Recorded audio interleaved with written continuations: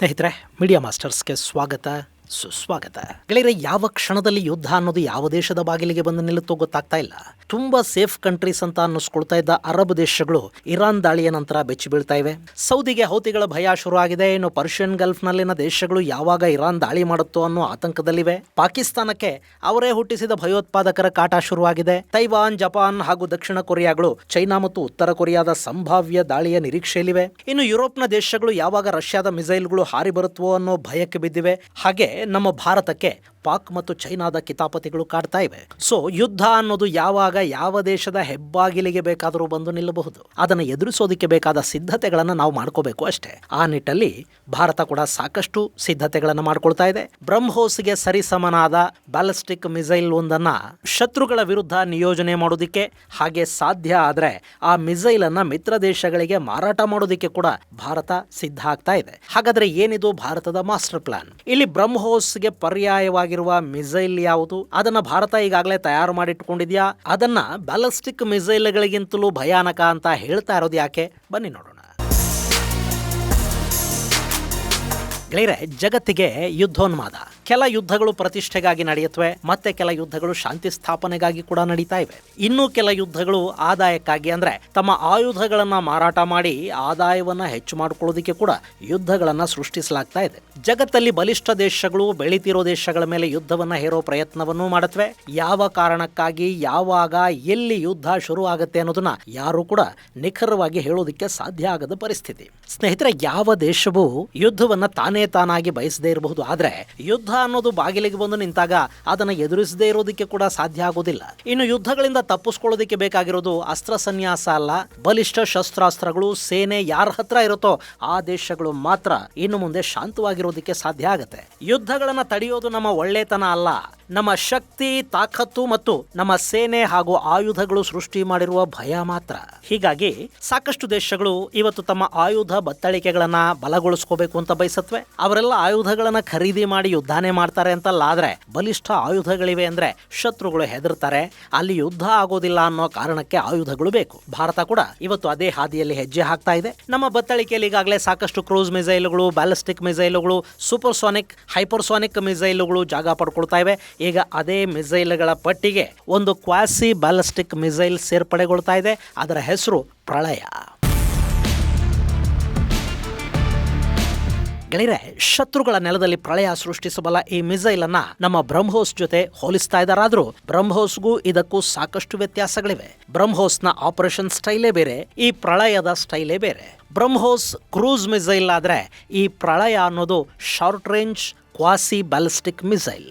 ಇಲ್ಲಿ cruise ಮಿಸೈಲಿಗೂ ballistic ಮಿಸೈಲಿಗೂ ಇರೋ ವ್ಯತ್ಯಾಸ ಏನು ಅಂದ್ರೆ, ಕ್ರೂಸ್ ಅತ್ಯಂತ ಕಡಿಮೆ ಎತ್ತರದಲ್ಲಿ ಹಾರುವ ಸಾಮರ್ಥ್ಯವನ್ನು ಹೊಂದಿರುತ್ತೆ. ಈಗ ನಮ್ಮ ಬ್ರಹ್ಮೋಸ್ ಕಡಿಮೆ ಅಂದ್ರೆ ಭೂಮಿಯಿಂದ ಬರೀ 10 ಮೀಟರ್ ಎತ್ತರದಲ್ಲಿ ಕೂಡ ಹಾರ್ತಾ ಹೋಗುತ್ತೆ. ಕ್ರೂಸ್ ಮಿಸೈಲ್ಗಳು ಹಾರಿಜಾಂಟಲ್ ಆಗಿ ಅನ್ಮ್ಯಾನ್ಡ್ ವಿಮಾನಗಳ ಸ್ಟೈಲಲ್ಲಿ ಹಾರ್ತಾ ಹೋಗಿ ಶತ್ರುಗಳ ಟಾರ್ಗೆಟ್ಗಳನ್ನ ನಾಶ ಮಾಡುತ್ತವೆ. ತುಂಬಾ ಕೆಳಗೆ ಹಾರೋದ್ರಿಂದ ಇವುಗಳನ್ನ ರೆಡಾರ್ಗಳು ಬೇಗ ಗುರುತಿಸೋದಕ್ಕೆ ಸಾಧ್ಯ ಆಗೋದಿಲ್ಲ. ಆದ್ರೆ ಬ್ಯಾಲಿಸ್ಟಿಕ್ ಮಿಸೈಲ್ ಹಾಗಲ್ಲ, ಅದು ಲಾಂಚ್ ಆದ ಕೂಡಲೇ ಅಟ್ಮಾಸ್ಫಿಯರ್ ನಿಂದ ಆಚೆಗೆ ಹೋಗುತ್ತೆ. ಆ ನಂತರ ಮತ್ತೆ ವಾತಾವರಣವನ್ನು ಪ್ರವೇಶ ಮಾಡಿ ಆಕಾಶದಿಂದ ವೇಗವಾಗಿ ಬಂದು ಶತ್ರುಗಳ ಟಾರ್ಗೆಟ್ ಮೇಲೆ ಅಪ್ಪಳಿಸುತ್ತೆ. ಹೀಗೆ ಅದು ಅತಿ ಎತ್ತರಕ್ಕೆ ಹೋಗೋದ್ರಿಂದ ರೆಡಾರ್ಗಳು ಅದನ್ನ ಬೇಗ ಗುರುತಿಸೋದಕ್ಕೆ ಸಾಧ್ಯ ಆಗುತ್ತೆ. ಆದ್ರೆ ಇವು ಆಕಾಶದಿಂದ ಉದುರಿ ಬೀಳೋದ್ರಿಂದ ಕ್ರೂಸ್ಗಳಿಗಿಂತಲೂ ಇವು ಅಪ್ಪಳಿಸುವ ವೇಗ ಹೆಚ್ಚಿರುತ್ತೆ. ಇನ್ನು ಇಲ್ಲಿ ಕ್ರೂಸ್ ಹಾಗೂ ಬ್ಯಾಲಿಸ್ಟಿಕ್ ನಡುವೆ ಇನ್ನೂ ಒಂದು ಶ್ರೇಣಿ ಇದೆ, ಅದನ್ನ ಕ್ವಾಸಿ ಬ್ಯಾಲಿಸ್ಟಿಕ್ ಮಿಸೈಲ್ ಅಂತ ಕರೀತಾರೆ. ಇದು ಬ್ಯಾಲಿಸ್ಟಿಕ್ ಮಿಸೈಲ್ ತರ ಅಟ್ಮಾಸ್ಫಿಯರ್ ಅನ್ನ ದಾಟಿ ಔಟರ್ ಸ್ಪೇಸ್ ವರೆಗೆ ಹೋಗಿ ಅಲ್ಲಿಂದ ಫ್ರೀ ಫಾಲ್ ಮಾಡೋದಿಲ್ಲ, ಬದಲಿಗೆ ಅಟ್ಮಾಸ್ಫಿಯರ್ ನ ಒಳಗೆ ಇರುತ್ತೆ. ಕ್ರೂಸ್ ಗಿಂತ ಮೇಲೆ ಬ್ಯಾಲಿಸ್ಟಿಕ್ ಗಿಂತ ಕಡಿಮೆ ಅಂತಾರಲ್ಲ, ಆ ಹಂತದಲ್ಲೇ ಅದಿರುತ್ತೆ.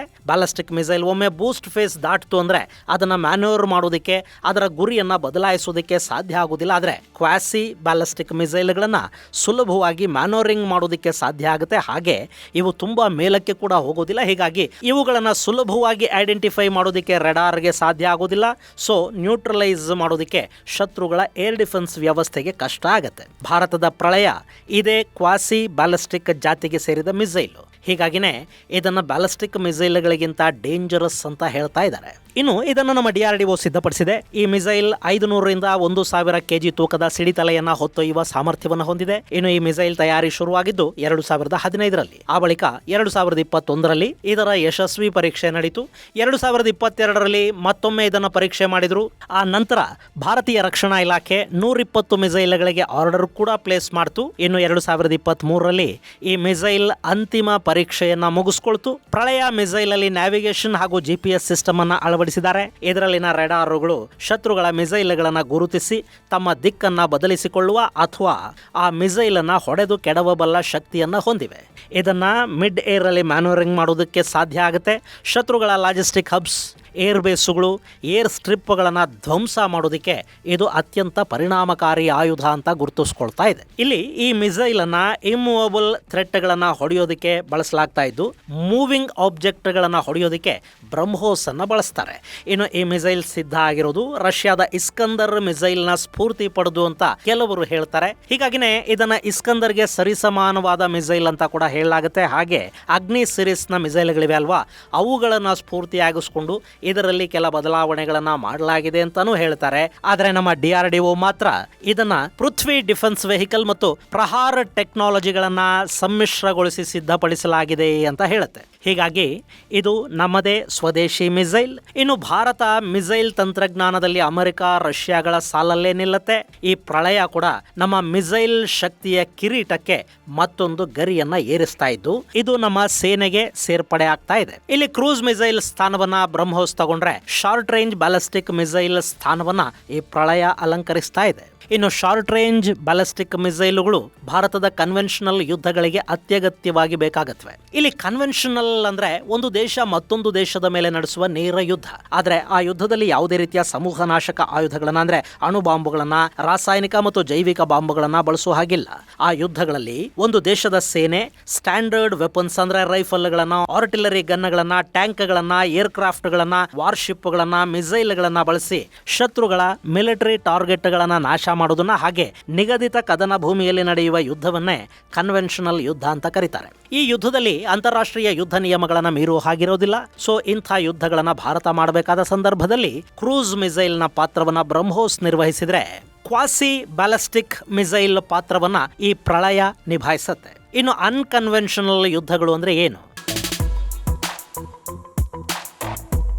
ಗೆಳೆಯರೆ, ಸೇನೆಯನ್ನು ಬಳಕೆ ಮಾಡದೆ ಒಂದು ದೇಶವನ್ನು ಅಸ್ಥಿರಗೊಳಿಸುವ ನಿಟ್ಟಲ್ಲಿ ಮಾಡುವ ನಾನಾ ರೀತಿಯ ಯುದ್ಧಗಳಿವೆ ನೋಡಿ, ಅವುಗಳನ್ನು ಅನ್ಕನ್ವೆನ್ಷನಲ್ ವಾರ್ಸ್ ಅಂತ ಕರೀತಾರೆ. ಒಂದು ದೇಶದಲ್ಲಿ ಪ್ರತ್ಯೇಕತಾವಾದಿಗಳನ್ನು ಬೇರೂರಿಸೋದು, ಗಲಭೆಗಳನ್ನು ಮಾಡಿಸೋದು, ಜಾತಿ ಮತಗಳ ಹೆಸರಲ್ಲಿ ದಂಗೆಗಳನ್ನು ಶುರು ಮಾಡಿಸೋದು, ಆರ್ಥಿಕ ಸಮಸ್ಯೆಗಳನ್ನು ಸೃಷ್ಟಿ ಮಾಡೋದು, ಮಾರಣಾಂತಿಕ ರೋಗಗಳಿಗೆ ಕಾರಣ ಆಗೋದು, ಡ್ರಗ್ಸ್ ಜಾಲಗಳ ಮೂಲಕ ಒಂದಿಡೀ ದೇಶದ ಯುವ ಸಮೂಹವನ್ನ ನಿಷ್ಕ್ರಿಯಗೊಳಿಸೋದು, ಸೈಬರ್ ಅಟ್ಯಾಕ್ಗಳನ್ನು ಮಾಡೋದು, ಸೀಕ್ರೆಟ್ ಮತ್ತು ಕೋವರ್ಟ್ ಆಪರೇಷನ್ಗಳ ಮೂಲಕ ದೇಶದ ನಾಯಕರನ್ನ ಕೊಂದು ಹಾಕೋದು, ಸುಳ್ಳು ಸುದ್ದಿಗಳ ಮೂಲಕ ಆಡಳಿತಗಳ ಮೇಲೆ ಅಪನಂಬಿಕೆ ಬರೋ ಹಾಗೆ ಮಾಡೋದು, ಲೋನ್ ಉಲ್ಫ್ ಅಟ್ಯಾಕ್ಗಳನ್ನು ಮಾಡಿಸೋದು, ಸ್ಲೀಪರ್ ಸೆಲ್ಗಳನ್ನು ಬಳಸೋದು, ಆತಂಕದ ವಾತಾವರಣ ಸೃಷ್ಟಿ ಮಾಡೋದು, ಇಂಥವೆಲ್ಲ ಕೂಡ ಅನ್ಕನ್ವೆನ್ಷನಲ್ ಆಗಿರುತ್ತವೆ.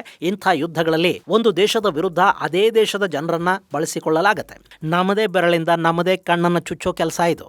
ಅಮೆರಿಕ, ಚೈನಾ ಹಾಗೂ ಪಾಕಿಸ್ತಾನ ಕೂಡ ಭಾರತದಲ್ಲಿ ಇಂಥ ಅನ್ಕನ್ವೆನ್ಷನಲ್ ಶಾಡೋ ವಾರ್ಗಳನ್ನು ಮಾಡೋ ಪ್ರಯತ್ನಗಳನ್ನ ಸಾಕಷ್ಟು ವರ್ಷಗಳಿಂದ ಮಾಡ್ತಾ ಇವೆ. ಅದನ್ನು ಎದುರಿಸೋದಿಕ್ಕೆ ಮತ್ತು ಮಟ್ಟ ಹಾಕೋದಿಕ್ಕೆ ಭಾರತ ಕಾಲಕ್ಕೆ ತನ್ನ ಸ್ಟ್ರಾಟಜಿಗಳನ್ನ ಬದಲಾಯಿಸಿಕೊಳ್ತಾ, ಪ್ರಯತ್ನಗಳನ್ನ ಮಾಡ್ತಾ, ಛಾಯಾ ಸಮರದ ವಿರುದ್ಧ ಹೋರಾಟ ಮಾಡ್ತಾ ಬರ್ತಾ ಇದೆ. ಹಾಗೆ ಕನ್ವೆನ್ಷನಲ್ ಯುದ್ಧಗಳಿಗಾಗಿ ಆಯುಧಗಳನ್ನು ಕೂಡ ಭಾರತ ತಯಾರು ಮಾಡ್ಕೋತಾ ಇದೆ. ಅದರಲ್ಲಿ ಈ ಪ್ರಳಯ ಕೂಡ ಒಂದು. ಪ್ರಳಯ್ ಮಿಸೈಲ್ 150ರಿಂದ 500 ಕಿಲೋಮೀಟರ್ ರೇಂಜ್ ಅನ್ನು ಹೊಂದಿದ್ದು, ಪಾಕಿಸ್ತಾನದ ವಿರುದ್ಧ ಇದನ್ನು ಬಳಸಿದ್ದೆ. ಆದ್ರೆ ಅದು ಪಾಕ್ನ ಯಾವುದೇ ಮೂಲೆಯಲ್ಲಿರುವ ರೆಡಾರ್ ಸಿಸ್ಟಮ್ ಅನ್ನ, ಕಮಾಂಡ್ ಸೆಂಟರ್ ಗಳನ್ನ, ಏರ್ ಬೇಸ್ ಹಾಗೂ ಏರ್ ಸ್ಟ್ರಿಪ್ ಗಳನ್ನ ನಾಶ ಮಾಡುತ್ತೆ ಅನ್ನೋದ್ರಲ್ಲಿ ಯಾವ ಅನುಮಾನಗಳು ಇಲ್ಲ.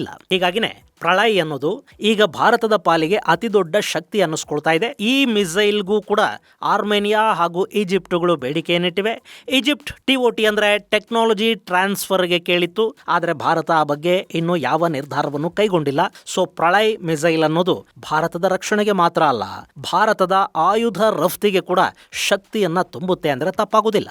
ಇದು ಗೆಳೆಯರೆ, ಭಾರತದ ಪ್ರಳಯ್ ಹೇಗೆ ದೇಶದ ರಕ್ಷಣೆಯ ಜವಾಬ್ದಾರಿಯನ್ನು ಹೊತ್ತಿದೆ ಹಾಗೂ ಅದು ಹೇಗೆ ಬ್ರಹ್ಮೋಸ್ ಜೊತೆ ನಿಂತು ದೇಶವನ್ನು ಕಾಯುತ್ತೆ ಅನ್ನೋದರ ಕುರಿತಾದ ಒಂದಷ್ಟು ಮಾಹಿತಿ. ಮುಂದಿನ ಸಂಚಿಕೆಯಲ್ಲಿ ಮತ್ತಷ್ಟು ವಿಶೇಷಗಳ ಜೊತೆ ಮತ್ತೆ ಭೇಟಿಯಾಗೋಣ. ಅಲ್ಲಿವರೆಗೆ ಜೈ ಹಿಂದ್, ಜೈ ಕರ್ನಾಟಕ.